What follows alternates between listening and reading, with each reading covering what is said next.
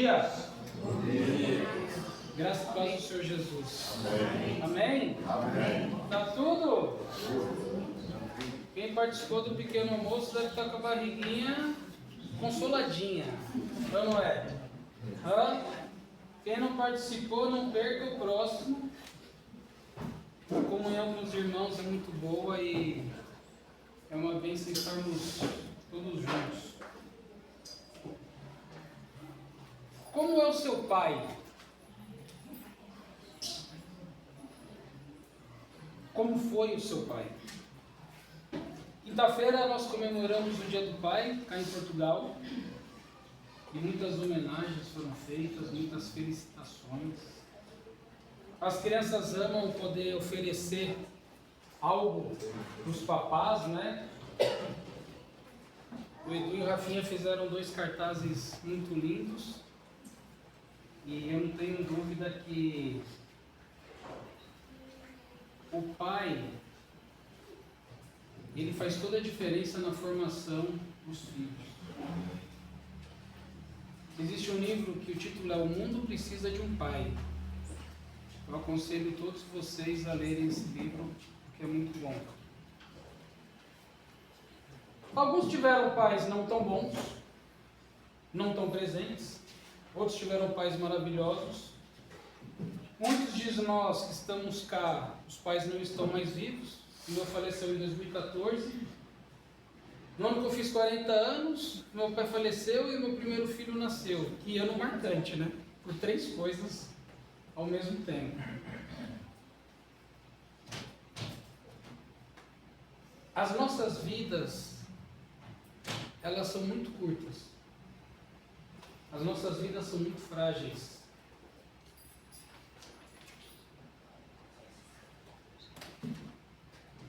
E nós precisamos otimizar o nosso tempo com o Senhor. Nós precisamos otimizar o nosso tempo como família, como pais, mães, filhos.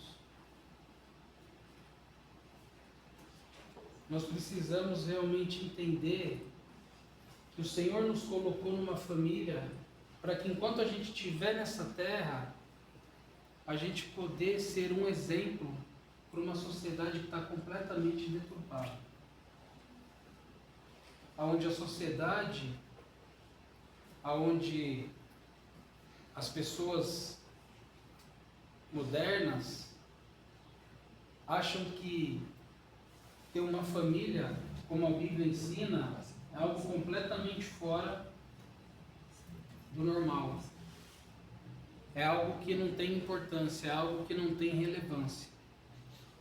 Então nós precisamos valorizar as famílias que nós temos, porque foi o Senhor que nos colocou nessa família. Muitas vezes a gente faz escolhas equivocadas e depois sofremos as consequências. Mas o Senhor permitiu, então Ele tem um objetivo. E a gente precisa entender isso. Mas além dos nossos pais, cada terra, nós temos um pai que não falha. Um pai que não erra, que não faz nenhum equívoco. Um pai que é maravilhoso ao ponto de enviar o seu único filho para morrer pela sua igreja. E eu quero ler um pouco sobre o poder e quem é esse pai maravilhoso. Vamos abrir ali Isaías 40. Isaías 40, do versículo 12 ao versículo 31. Isaías 40, versículo 12 a 31.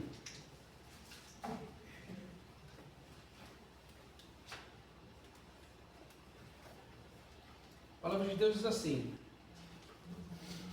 quem na concha de sua mão mediu as águas e tomou a medida dos céus a palmos? Quem recolheu na terça parte de um éfa o pó da terra e pesou os montes em romana e os outeiros em balança de precisão? Quem guiou o Espírito do Senhor? Ou como seu conselheiro o ensinou? Com quem tomou ele conselho para que lhe desse compreensão? Quem o instruiu na vereda do juízo e lhe ensinou sabedoria e lhe mostrou o caminho de entendimento? Eis que as nações são consideradas por ele como um pingo que cai de um balde e como um grão de pó na balança. As ilhas são como pó fino que se levanta. Nem todo o Líbano basta para queimar, nem os seus animais para um holocausto. Todas as nações são perante ele como coisa que não é nada. Ele as considera menos do que nada, como um vácuo. Com quem comparareis a Deus? Ou que coisa semelhante confrontareis com ele? O artífice funde a imagem, e o ourives a cobre de ouro, e cadeias de prata forja para ela. O sacerdote idólatra escolhe madeira que não se corrompe, e busca um artífice perito para assentar uma imagem esculpida que não oscila. Acaso não sabeis? Porventura não ouvis? Não vos tem sido anunciado desde o princípio? Ou não atentaste para os fundamentos da terra? Ele é o que está assentado sobre a redondeza da terra, cujos moradores são como gafanhotos.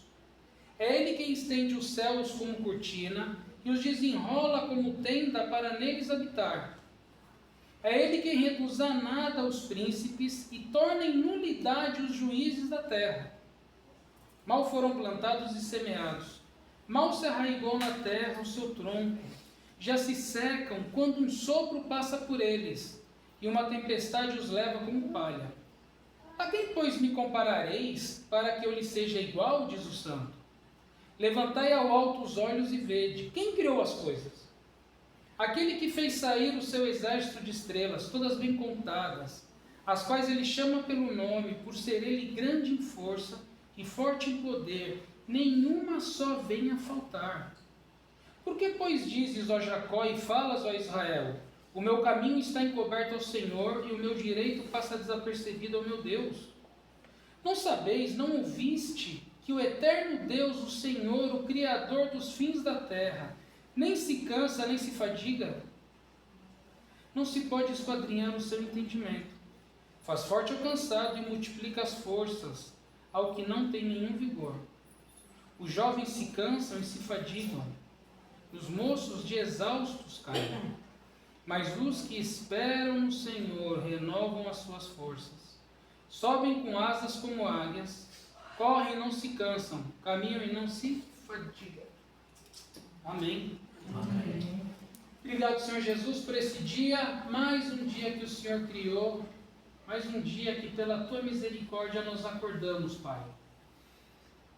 Estamos mais uma vez reunidos para Te louvar, Te adorar, bendizer o Teu nome, em comunhão como igreja.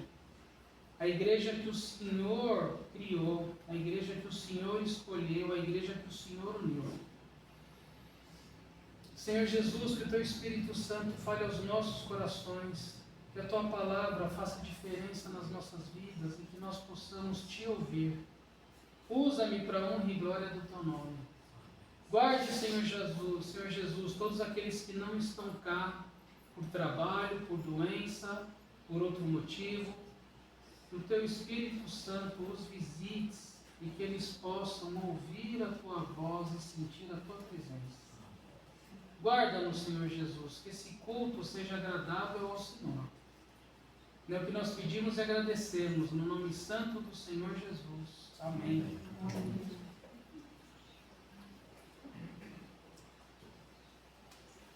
Esse texto de Isaías é muito interessante porque agora a gente vai ver o contexto que o povo de Israel estava no exílio na Babilônia. Jerusalém e o templo haviam sido destruídos e a desesperança do povo era total.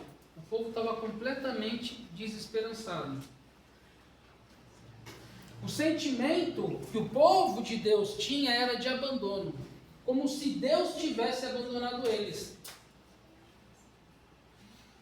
Só que o exílio do povo de Israel havia sido causado por causa do quê? Por causa da desobediência do povo. Porque o povo estava se contaminando, idolatrando outros deuses, pagãos. Eles tinham rejeitado os profetas de Deus. E os poderosos oprimiam os pobres. Será que isso acontece hoje em dia? Ou foi só nessa época? E esse era quem? O povo de Deus.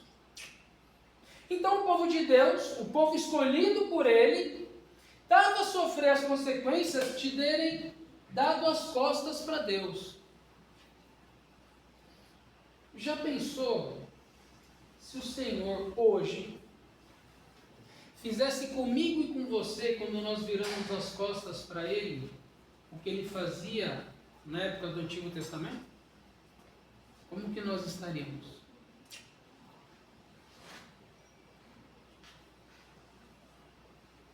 Deus é Deus. Esse Deus que é Deus, Ele é Pai. E Ele é um Pai que não abandona, mas disciplina.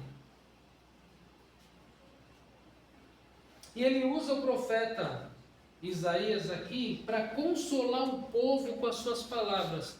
Olha, o primeiro e o segundo versículo desse mesmo capítulo, capítulo 40, a gente vê que Deus estava usando Isaías para consolar o povo. Olha como que começa o capítulo 40. Consolai o meu povo, diz o vosso Deus. Falai ao coração de Jerusalém. Bradai-lhe que já é fim do tempo da sua milícia, que a sua iniquidade está perdoada e que já recebeu em dobro das mãos do Senhor por todos os seus pecados. Já pensou nós recebermos hoje em dobro da mão de Deus pelos nossos pecados? Será que a gente aguentaria? Como é que a gente estaria? E é isso que eu vejo que na nossa vida moderna é complicado. Por causa da graça da cruz de Cristo, parece que a gente vai desafiando Deus. Sabe quando vai esticando a corda? Sabe quando o nosso filho estica a corda? A gente fala, olha, para, senão... E parece que nós, como filhos desse Pai maravilhoso, fazemos isso. Vamos esticando a corda e ver até onde ela aguenta. Só que ela pode estourar. E se ela estourar, quem vai sofrer as consequências somos nós. Isaías, ele vai falar sobre a majestade, sobre a grandeza, sobre o poder desse Deus maravilhoso que escolheu Israel para ser o seu povo. Vocês têm noção que de todas as nações que existiam na terra, o Senhor Deus escolheu um povo exclusivo para ser seu? Deus, o Criador do universo, escolheu um povo. Como hoje, através de Jesus, o Senhor nos escolheu para a salvação. Não fomos nós que escolhemos Jesus. Nós não temos essa capacidade de escolher o Senhor. Ele me escolheu e Ele te escolheu. E aí Isaías, ele vai falar sobre essa majestade do Senhor. A partir do versículo 12. Quem mais segurou os oceanos nas mãos? A gente vê essa imensidão dos oceanos, né? Ainda cada vez descobrem lugares mais fundos, as fendas, não é? E tem até navios que naufragaram e até hoje não encontraram. Tem aviões que caíram que até hoje não acharam nada. De tão imenso que é o oceano. E o profeta está falando, quem mais segurou esse oceano assim, ó, na concha da sua mão? Quem mediu os céus com seus dedos, com seus palmos? Sabe quando a gente mede? Isso daqui tem 5 palmos. Isso daqui tem 3 palmos. Aí a gente vai comprar alguma coisa que precisa para aquele lugar, a gente mede com os palmos. E falam que o universo tem não sei quantos bilhões de anos-luz. Como é que o ser humano mediu isso? É lógico que não tem esses tais bilhões, tem muito mais do que isso. Porque foi Deus que fez. Foi Deus que mediu com seus dedos. Quem mais sabe o peso da terra? Isaías está falando, quem é que pegou a terra e colocou numa balança e pesou? Ela pesa tanto. Ou pesou na balança os montes e as colinas? Quanto é que pesa uma montanha, você sabe? Quanto é que pesa um monte? Tem alguma balança de precisão que a gente consegue pesar? Ou seja, quem tem o poder e o tamanho de Deus para fazer todas essas coisas, para fazer esse universo maravilhoso? Eu e você precisamos de orientação. Você não precisa de orientação em vários assuntos? Eu também preciso de orientação. Nós precisamos de conselhos. Precisamos ser o quê? Instruídos em muitas coisas. E aí Isaías ele vai colocar, e Deus? Quem é que pode orientar o Espírito de Deus? Quem sabe o suficiente para aconselhar ou instruir o Senhor? Já pensou? Oh Deus, eu acho que nessa situação o Senhor poderia fazer dessa forma. Você já pensou assim? Ou você já questionou, Deus, por que não foi desse jeito?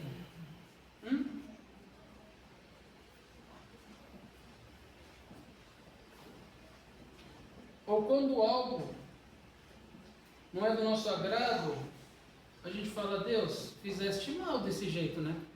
Poderia ter feito de outra forma.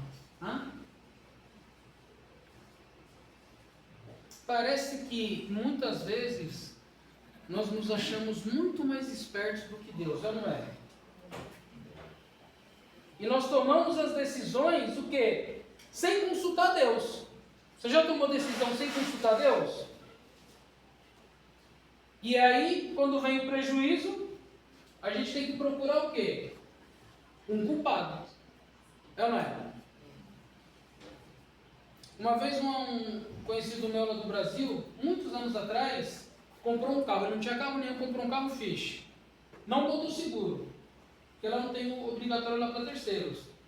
Lá você tem que fazer o seguro total, ou você está lascado. Não fez. Por quê? Eu não tinha dinheiro. Ele fez um seminário comigo, eu não tinha dinheiro. Roubaram o carro dele. Perdeu o carro, certo? Só que aí a chave. E eu com meu vizinho fomos lá recuperar o carro. Só que a pessoa que roubou bateu. E sabe onde ele bateu? No muro de uma delegacia. Olha que coisa inusitada. Arrumei um mecânico para arrumar o carro dele. Arrumou, gastou uma grana. Eu falei, põe no seguro, cara.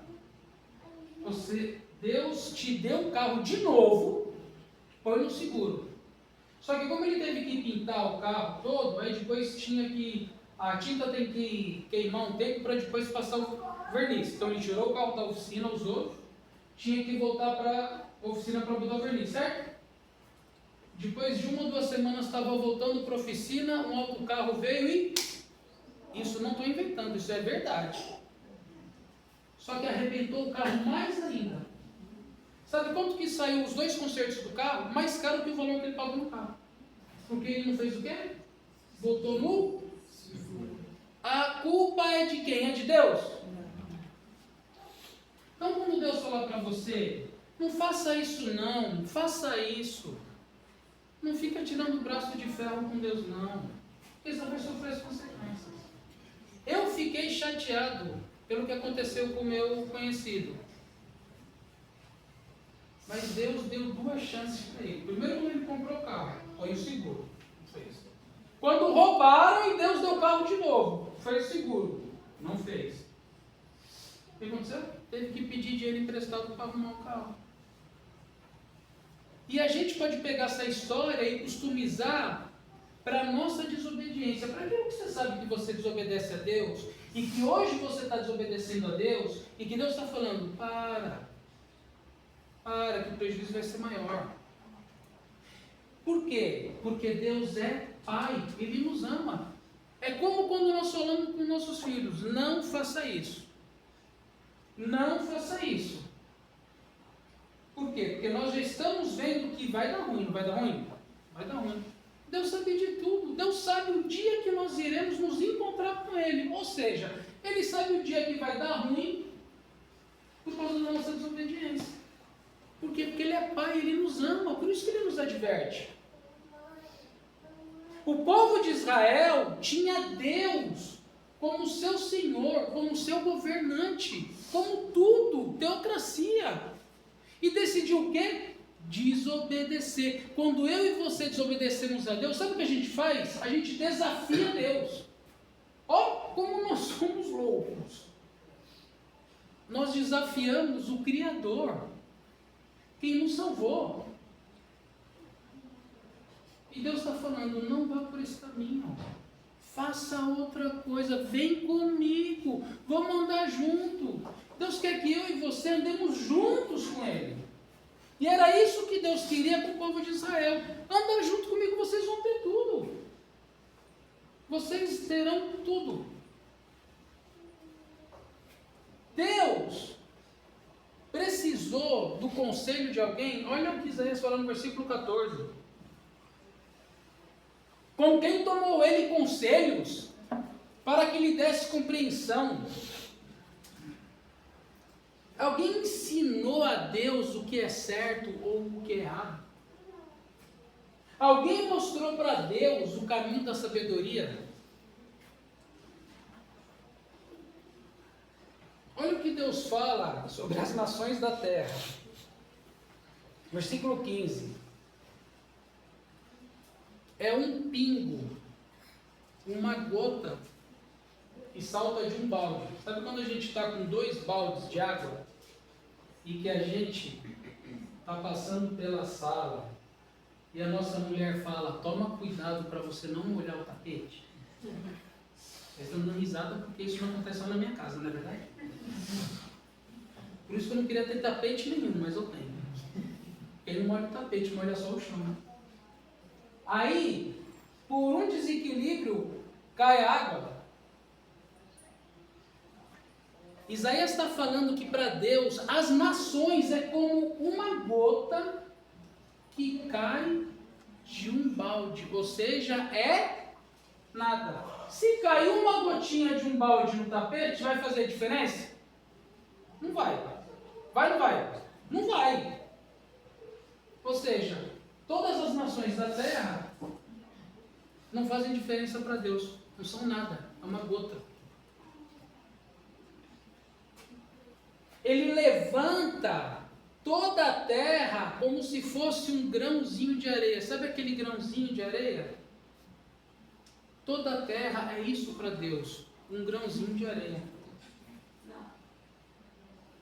E aí ele vai falar sobre os holocaustos, versículo 16. Nem toda a madeira dos bosques do Líbano, toda a madeira da época dos bosques do Líbano, tem uma árvore lá muito famosa que é o cedro do Líbano, usada pelo salmista para falar sobre a grandeza.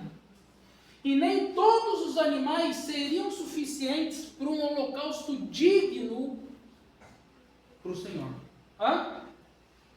Isaías está falando que nem toda a madeira do Líbano e nem todos os animais seriam suficientes para um holocausto digno para Deus, ou seja, um sacrifício digno para o Senhor.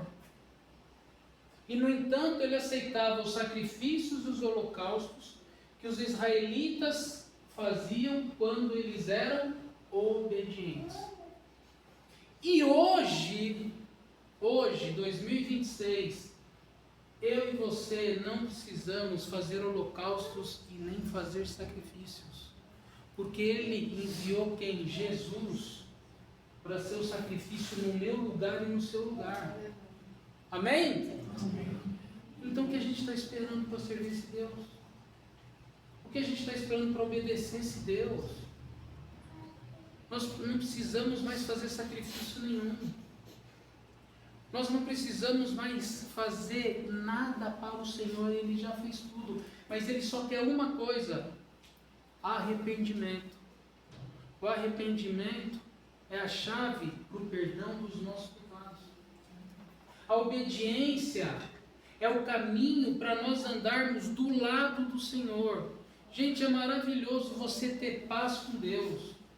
É maravilhoso você dormir, deitar a cabeça na almofada e você ter contas curtas com Deus. Sabe as contas curtas? Confessar os seus pecados, se arrepender, pedir perdão e sentir de Deus o perdão dele. Agora o versículo 17 é mais power. Olha lá. Ele fala que todas as nações, ou seja, todos os poderosos do mundo, não valem absolutamente nada. Todas as nações são perante ele como coisa que não é nada.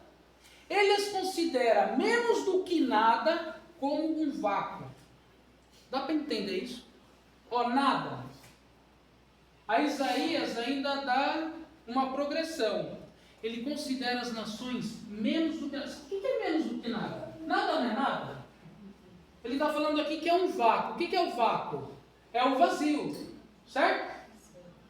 Isaías está falando que todas as nações para Deus é menos do que o vazio. O que é então? Nada, na nossa mente limitada, nada vezes coisa nenhuma, né?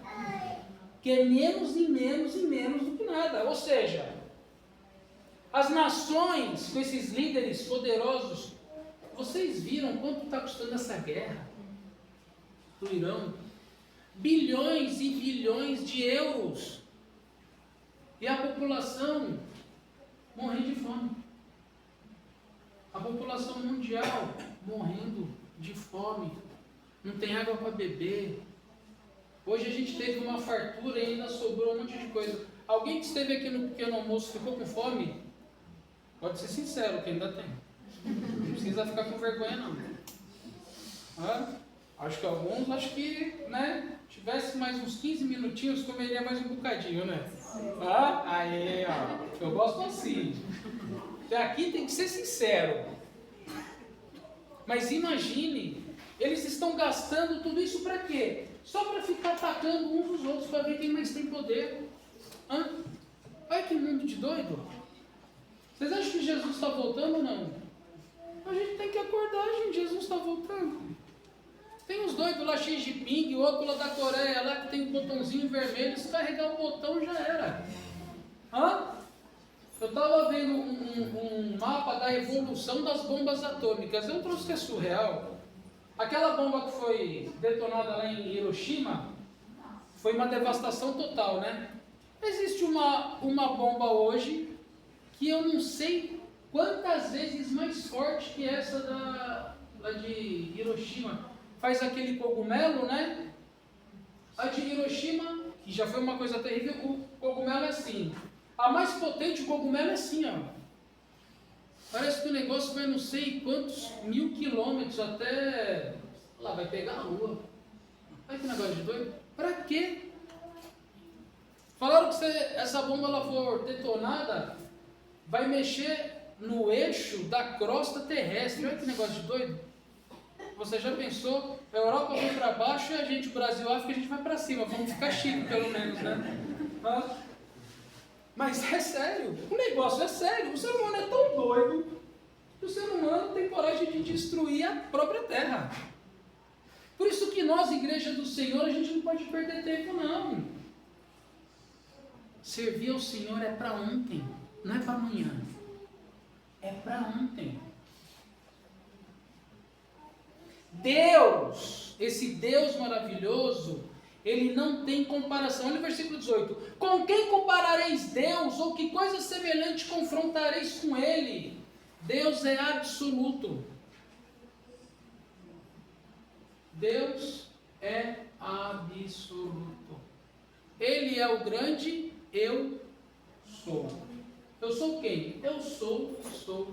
Ponto final, acabou. Mas por amor a mim e a você, o que Deus fez? Abre lá em Filipenses 2, do versículo 6 ao 8, alguém lê para mim, por favor. Filipenses 2, 6 a 8.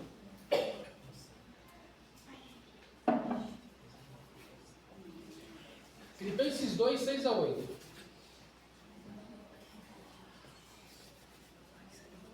O qual, tendo plenamente a natureza de Deus, não reivindicou o ser igual a Deus, mas, pelo contrário, esvaziou-se a si mesmo, assumindo plenamente a forma de servo e tornando-se semelhante aos seres humanos. Assim, na forma de homem, humilhou-se a si mesmo, entregando-se à obediência até a morte de cruz.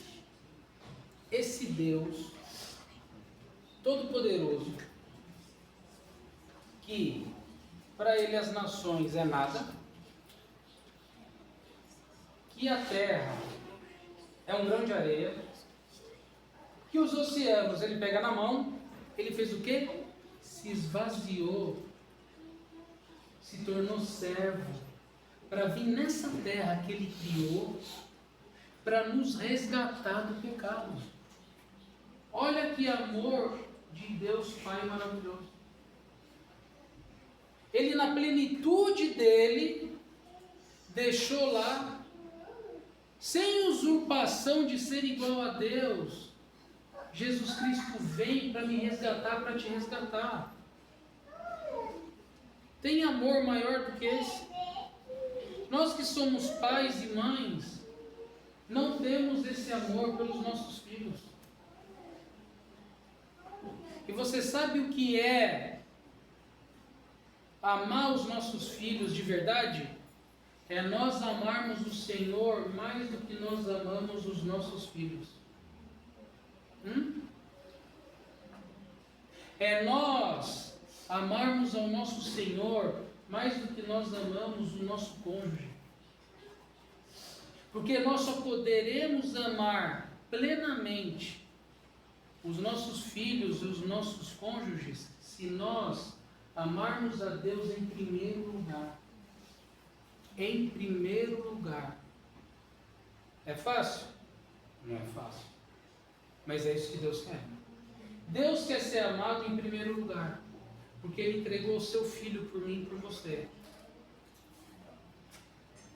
Ele vai falar sobre os ídolos, né? Versículo 20. Quem é pobre demais para ter um ídolo desses, pode escolher uma madeira que não apodrece, um artesão habilidoso para entalhar uma imagem que não tombe, né? Para fazer uma imagenzinha, né, que fica ali estática, direitinho. A Isaías, ele começa novamente a fazer perguntas, né? Não se ouviram, versículo 21, não entenderam? Se estão surdos os ouvidos para as palavras de Deus, palavras que Ele falou antes que o mundo existisse. Quem estava com Deus antes da criação? Alguém estava? Ninguém, pois não? Você sabe o que Deus falou antes de criar a terra? Mas Deus já estava lá. Porque Ele é eterno. Ninguém criou Deus. E parece que às vezes a gente acha que a gente sabe mais que Deus. Deus se senta acima do círculo da terra, versículo 22. Ele é o que está sentado sobre a redondeza da terra, cujos moradores são como gafanhotos. É Ele quem estende os céus como cortina e os desenrola como tenda para neles habitar. Ou seja, Deus pegou o céu que a gente vê bonito, né, quando está sol, o céu azul. Ele pegou e estendeu como se fosse um cortinado. Sabe aquele cortinado bonito que você tem na sua casa? Você não tem na sua casa? Também ainda não. Eu espero ter um dia.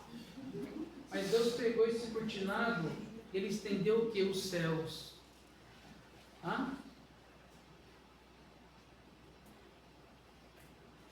Deus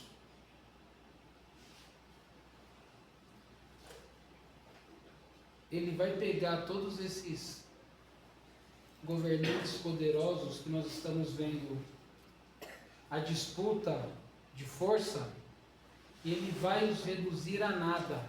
Versículo 23.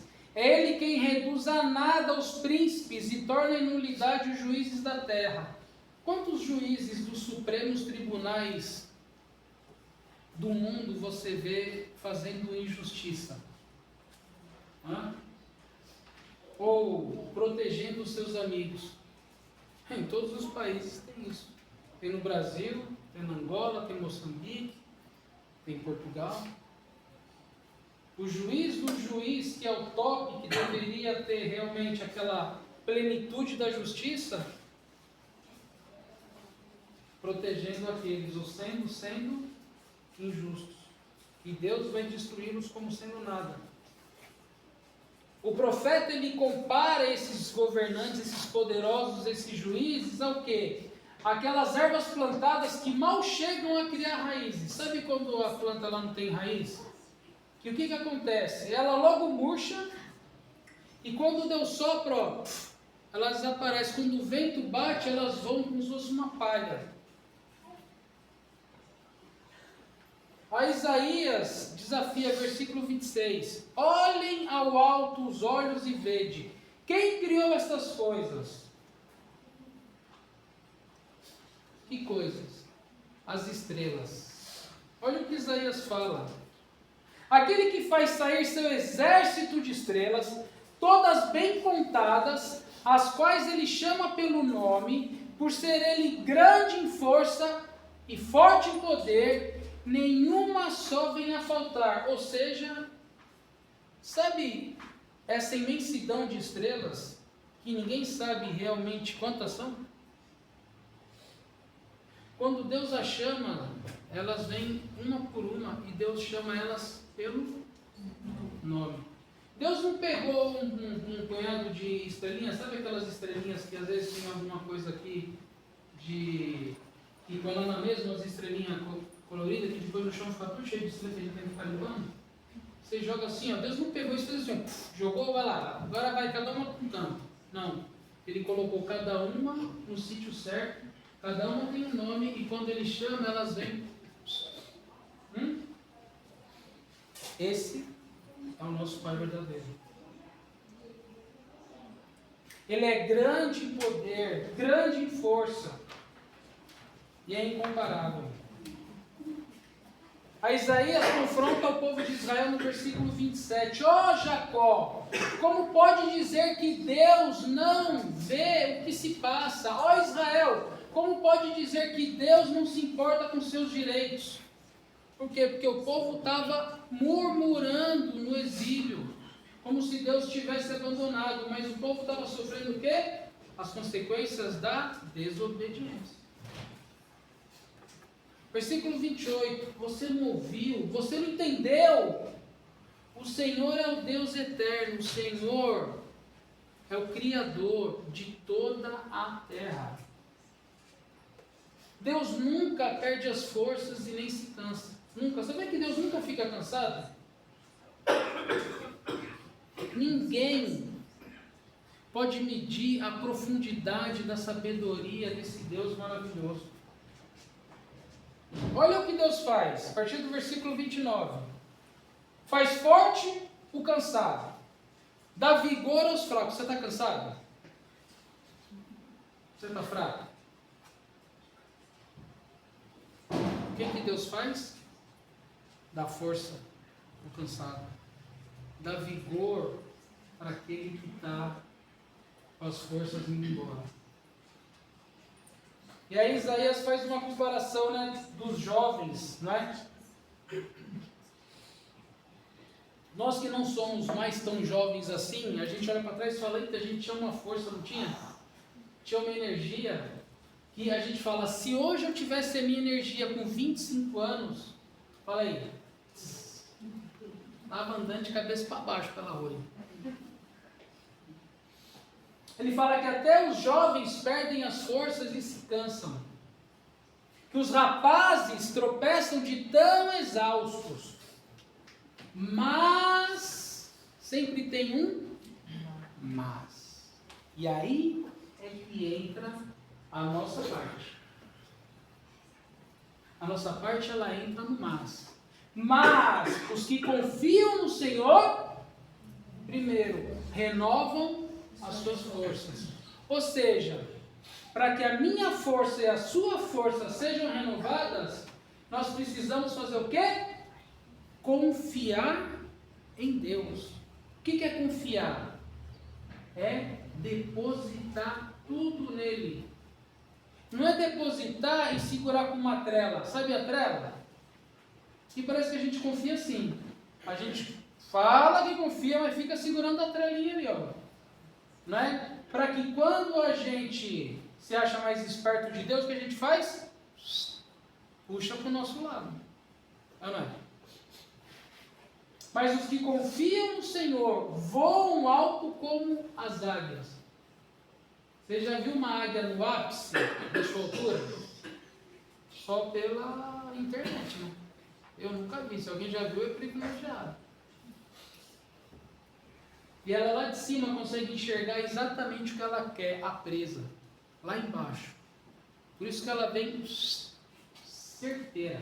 E não erra.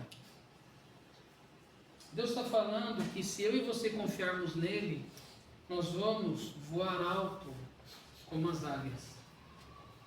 Nós vamos correr e não vamos nos cansar. E nós vamos caminhar e não vamos desfalecer. A grande questão é, como que nós estamos hoje? Como que você está hoje? Você está voando como um águia? Se a gente estivesse voando que nem um pardal, já estava bom. Estava bom? Está dando risada porque está mais ou menos assim, né? Parece que a gente está voando que nem um mosquito, né? Mas Deus quer que eu e você voemos como uma águia. Deus quer que eu e você corramos e não nos cansemos. A gente corre, não corre todos os dias? Trabalho, casa, trabalho, filho, sobrinho, papagaio, periquito, cachorro, né? Corre, chega em casa exausto, chega em casa cansado. Às vezes falei também, tem que acordar de novo. A essa hora, podia ser outra hora, né? O meu sonho é acordar um pouquinho, só uma horinha só mais tarde. Mas esse sonho está difícil de realizar. Quando eu tinha tempo para dormir mais uma hora, não dava valor. Agora que eu não tenho, eu dou valor. E essa que é a nossa questão. Esse que é o nosso dilema. Quando a gente perde as coisas, é que a gente dá valor. A gente caminha e não desfalece. Você já andou e andou, não ande com o seu Borges não, viu? Só ande ao lado do seu Borges quando ele estiver com a dona Albina. Porque aí ele respeita o passinho da dona Albina e ele anda lá bonitinho do lado dela. Mas se você não viu esse senhor de 83 anos andando, quando você vê, fala assim, eu vou dar uma caminhadinha com ele. Eu desafio qualquer pessoa a andar com o seu Borges de 83 anos e voltar bem, sem estar cansado. Carregar a caixa com ele então. Pense. E é isso que o Senhor quer de mim e de você. Que nós estejamos o quê? Desfrutando dessa vida maravilhosa que Ele tem. Amém? Amém. Esse Deus é o nosso Pai. Esse Deus não falha. E Ele quer que eu e você confiemos nele. Ponto. Que o Senhor Jesus nos abençoe, que a gente possa realmente viver uma vida que agrada esse Deus maravilhoso. Deus abençoe. Amém.